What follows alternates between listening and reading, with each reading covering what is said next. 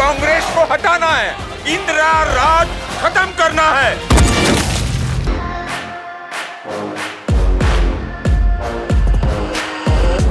जनाब, आप कुंवारे हैं, हम आपसे शादी करने के लिए तैयार हैं, लेकिन हमें मुंह दिखाई में कश्मीर चाहिए। मैं भी आपसे शादी करने को तैयार हूँ, लेकिन मुझे दहेज में पूरा पाकिस्तान चाहिए।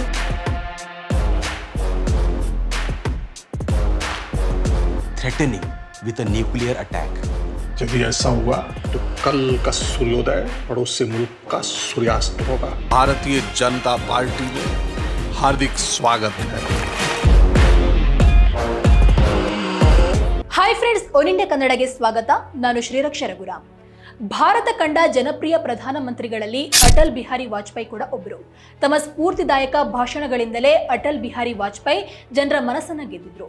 ಮಾಜಿ ಪ್ರಧಾನಿ ದಿವಂಗತ ಅಟಲ್ ಬಿಹಾರಿ ವಾಜಪೇಯಿ ಭಾಷಣವನ್ನ ಮಾಡ್ತಾ ಇದ್ರೆ ಜನರೇ ಮಂತ್ರಮುಗ್ಧರಾಗ್ತಾ ಇದ್ರು. ಅಂದ್ರೆ ಅಷ್ಟು ಚೆನ್ನಾಗಿ ಭಾಷಣವನ್ನ ಮಾಡ್ತಾ ಇದ್ರು. ಅಟಲ್ ಬಿಹಾರಿ ವಾಜಪೇಯಿ ಅವರನ್ನ ವಿರೋಧ ಪಕ್ಷದವರು ಇಷ್ಟಪಡ್ತಾ ಇದ್ರು. ಅಷ್ಟೇ ಯಾಕೆ, ಭಾರತದ ಸಾಂಪ್ರದಾಯಿಕ ವಿರೋಧಿ ರಾಷ್ಟ್ರ ಅಂದ್ರೆ ನಮ್ಮ ಶತ್ರು ರಾಷ್ಟ್ರ ಪಾಕಿಸ್ತಾನ ಕೂಡ, ಹಾಗೆ ಅಲ್ಲಿನ ಜನರು ಕೂಡ ಅಟಲ್ ಬಿಹಾರಿ ವಾಜಪೇಯಿ ಅವರ ಮಾತುಗಳನ್ನ ಇಷ್ಟಪಡ್ತಾ ಇದ್ರು.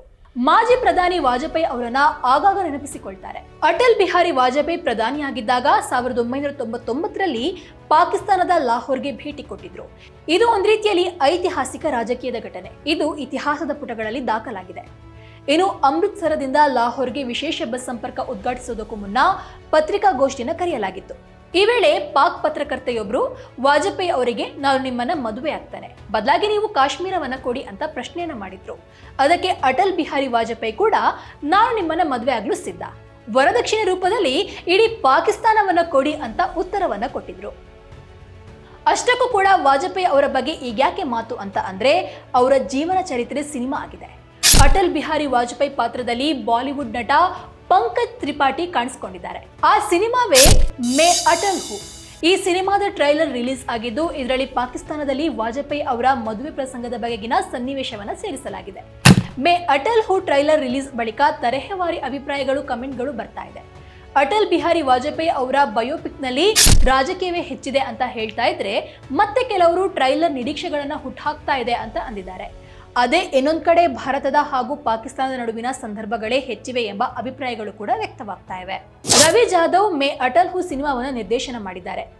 ಬಾಲ್ಯದಿಂದಲೂ ಕೂಡ ನಾನು ದೇಶಕ್ಕೆ ಶ್ರೀ ಅಟಲ್ ಬಿಹಾರಿ ವಾಜಪೇಯಿ ಕೊಟ್ಟ ಕೊಡುಗೆ ಹಾಗೂ ಅವರ ಜರ್ನಿಯನ್ನ ಫಾಲೋ ಮಾಡ್ತಲೇ ಬಂದಿದ್ದೇನೆ.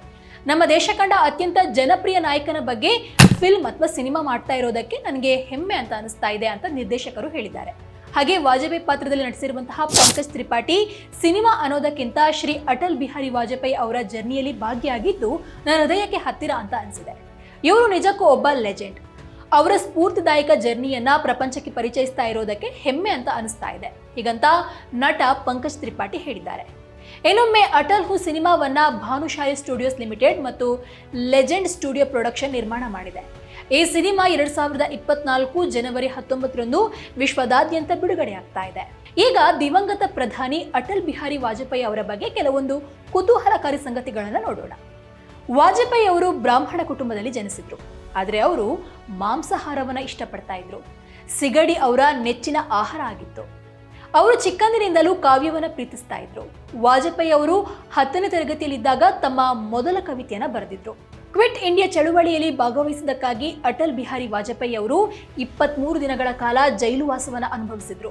ಅವರು ಭಾರತೀಯ ಜನಸಂಘದ ಸಂಸ್ಥಾಪಕ ಶ್ಯಾಮ್ ಪ್ರಸಾದ್ ಮುಖರ್ಜಿ ಅವರ ನಿಕಟ ಅನುಯಾಯಿಯಾಗಿದ್ರು. ಅಟಲ್ ಬಿಹಾರಿ ವಾಜಪೇಯಿ ಮದುವೆ ಆಗ್ಲೇ ಇಲ್ಲ.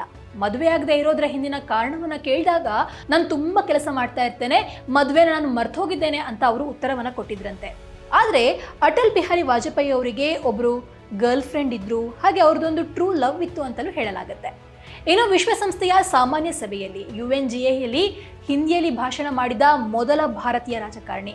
ಅವರ ಮೊದಲ ಅವಧಿಯಲ್ಲಿ ಭಾರತವು ರಾಜಸ್ಥಾನದ ಪೋಖ್ರಾನ್ನಲ್ಲಿ ಆಪರೇಷನ್ ಶಕ್ತಿ ಎಂಬ ಪರಮಾಣು ಪರೀಕ್ಷೆಯನ್ನು ಯಶಸ್ವಿಯಾಗಿ ನಡೆಸಿತು. ಇನ್ನು ವಾಜಪೇಯಿ ಅವರು 47 ವರ್ಷಗಳ ಕಾಲ ಸಂಸತ್ ಸದಸ್ಯರಾಗಿದ್ದರು.